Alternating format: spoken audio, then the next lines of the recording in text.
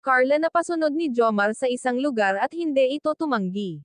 Bago ko ipagpatuloy ang maikling reaction video na ito, hiling ko lang na tapusin ang panunood nito para malaman ang nilalaman nito, at kung bago ka pa lang sa munting channel kong ito, paki-subscribe para lagi kang updated sa video ng mga kalingap, at huwag natin kalimutan suportahan ang ama ng kalingap na si Val Santos Matubang at si Kalingap Rab.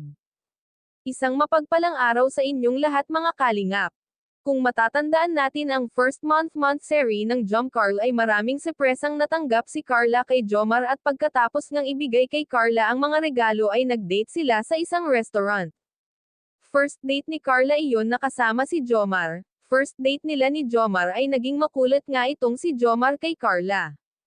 Makikita natin sa kilos ni Carla na dalagang Pilipina talaga siya, kahit na kinukulit siya ni Jomar na subuan siya ay ayaw talaga pumayag ni Carla. Sa bandang huling pangungulit ni Jomar kay Carla ay niyaya ni Jomar si Carla na pumunta sa bandang dulo ng restaurant at magpapa-picture sila doon.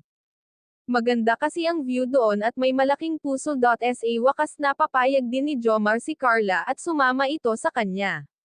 Si Kalingap Rab pa nga ang nagpicture sa kanilang dalawa. Talagang pag mapapanood mo ang tambalang Jom Carl ay mapapangiti ka na lang talaga sa tuwa. Nakakatanggal din sila ng stress, nakakatuwa kasi silang panuurin kaya maraming viewers ang nag-aabang sa kanilang dalawa. Tama talaga ang sabi nila na pampa-good vibes lang ang tambalan nilang dalawa para kahit papaano ay malibang naman ang mga nanonood. Hanggang dito na lang ang update ko mga kalingap, maraming salamat at God bless sa inyong lahat.